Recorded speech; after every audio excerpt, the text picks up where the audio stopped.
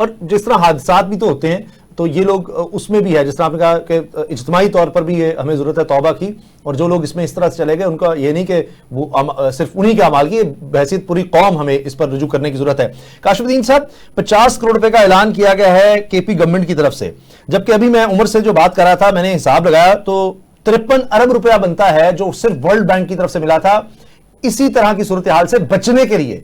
कहां 53 करोड़, कहां 50 करोड़, और अब वो 50 करोड़ क्या करेगा? तो ये 53 अरब रुपया वर्ल्ड बैंक ने दिया, क्यों नहीं हुकूमतें उस वक्त बैठती हैं और करती हैं? अब वज़ीर आज़म ने नोटिस लिया है, बड़ी अच्छी बात है, वज़ीर आला भी कह रहे हैं, पहले से शायद रेस्क्यू एफर्ट्स हमने बेहतर देखी, जो स्वात में हादसा हुआ था उसके बाद से बहुत से लोगों को रेस्क्यू किया गया, लेकिन क्यों नहीं किया जाता कि मिल बैठकर जिस वक्त तजावुजात बन रहे होते हैं उस वक्त रोका जाए, या प्लांटेशन करनी है तो उस वक्त की जाए। आज मैंने एक वीडियो देखी कि पुलिस वाला एक सहाफी को कह रहा है कि यहां से हट जाओ, अलर्ट जारी हुआ है, पुल से निकल जाओ, वो कहता है मैं साफी हूं।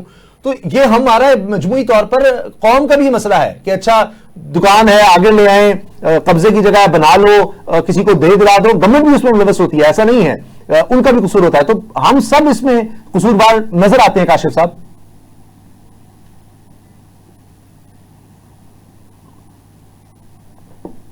जी, अच्छा उमर, यही सवाल आपसे, काशिफ से रब्ता नहीं है। नहीं, इसमें कोई शक नहीं है। देखें, हुकूमतें जो है वो कोई आसमान से उतर के तो नहीं आ गई ना, वो हम में से लोग ही हैं। ये हमारा उमूमी मिजाज तय करता है कि हम में से कुछ लोग कैसे हैं।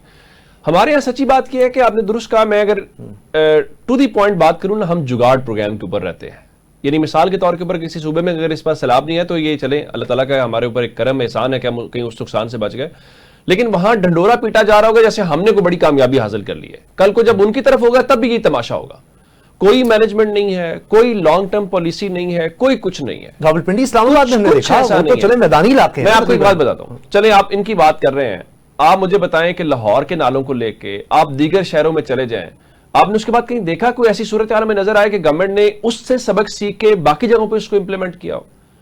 देखिए हम क्या करते हैं, कोई इमारत गिर गई है तो उसके बाद एसओपी चेक करना शुरू कर देते हैं। कराची में जो हुआ, कराची में आपने क्या किया, सिंध बिल्डिंग कंट्रोल अथॉरिटी के अफसरान को गिरफ्तार करें। मुझे इस शहर लाहौर में बताएं कौन सी ऐसी इमारतें हैं जहां पे आपने एलडीए के उसूल के मुताबिक नीचे पार्किंग बनाई हुई हो? पूरा रास्ता ब्लॉक है। खुदा ना खास्ता कोई हादसा हो जाएगा, फिर आप और मैं बैठ के ये कर रहे होंगे, फिर उसके ऊपर होगा जी ये करेंगे वो करेंगे। सच्ची बात यह है कि उमूमी मिजाज ये है कि हमने किसी मसले को संजीदा लेते नहीं है। इस वक्त जो क्लाइमेट चेंज है उसके ऊपर बैठ के गवर्नमेंट्स को बैठना है, और इसको ये नहीं देखना कि आज की गवर्नमेंट पीटीआई की है, नून लीग की है, पीपल्स पार्टी की है, खत्म हो जाएगी। इसको एक कौम के तौर के ऊपर, जैसे आप इंडिया को लेते हैं ना, तो इंडिया के मामले पर पूरी कौम यकसू हो जाती है, तो हमें पता है कि हमने ये करना है। मुझे बताएं, एक कोई नालायक कौम नहीं है जो एटम बम दुनिया में बना सकते हैं, जो बड़े बड़े काम कर सकते हैं, तो ये कौन सा मुश्किल है? सिर्फ नेक नीयती चाहिए, कंसिस्टेंसी चाहिए, और पता चले कि देखिए हर चीज पे सियासत नहीं होती। आप क्लाइमेट चेंज पे काम करेंगे, पौधे लगाएंगे या कुछ और काम करेंगे तो जाहिर है वो नजर तो नहीं आएगा ना, वो किसी ब्रिज की तरह, किसी फ्लाईओवर की तरह, किसी सड़क की तरह, किसी कार्ड की तरह, जो भी आपका मंसूबा। ये भी प्रूवन है कि जंगलात जो हैं वो उसको स्लो डाउन कर देते हैं। सैलाब आपके पास आते आते वो काफी कंट्रोल हो चुका था, ये जो बिल्कुल पत्थरों की तरह और इतनी मिट्टी और गारा और रेत आ रही, उसको कंट्रोल सैलाब है। अब थोड़ा 2 महीने 3 गुजरेंगे, उसके बाद सर्दी आ जाएगी और आप और मैं सांस लेने मुश्किल हो जाएगा, स्मोग आ जाएगी, ठीक है। उससे पहले बारिशों की वजह से जानी नुकसान है या सैलाब की वजह से। तो कहने का मतलब ये है कि हमें बैठ के, ये हमारी नस्लों के मुस्तकबिल का मसला है, ये उनकी बका का मसला है। अगर आप इसके ऊपर ना बैठे तो ये कुछ भी नहीं है, इससे सीवियर होगा।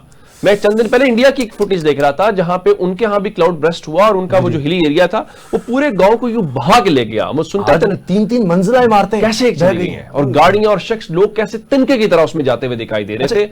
ये उससे इतना सीवियर होगा आने वाले सालों के अंदर। ये लोगों को आपने उसके ऊपर अवेयर करना है, अपने स्कूल्स के अंदर लोगों को पढ़ाएं, अपने स्कूल से शुरू करें कि लोग जो है वो शजरकारी करें, जैसे अभी बरसात का मौसम है। उसके बाद जो है गवर्नमेंट्स को मेक श्योर करें, ये सिर्फ ये ना हो कि किसी आइडेंटिफाई कर लें इलाके के, यहां से जब क्लाउड बस्ट होगा इतनी अगर मिकदार में होता है तो पानी इस तरह से आएगा। हम गवर्नमेंट पूरे एरियाज को क्लियर रखें। हम जब गवर्नमेंट को कहते हैं तो गवर्नमेंट क्या करेगी? कल महकमा बन जाएगा, उसकी बुनियाद पर नए डाले खरीदे जाएंगे, नई गाड़ियां अफसरान को दे दी जाएंगी, बाबू नई ब्रीफिंग्स के ऊपर। ये मकसद नहीं है, ये मकसद नहीं है। हल की तरफ आए, आप कर सकते हैं, ये गवर्नमेंट्स कर सकती हैं, लेकिन नेक नीति के साथ।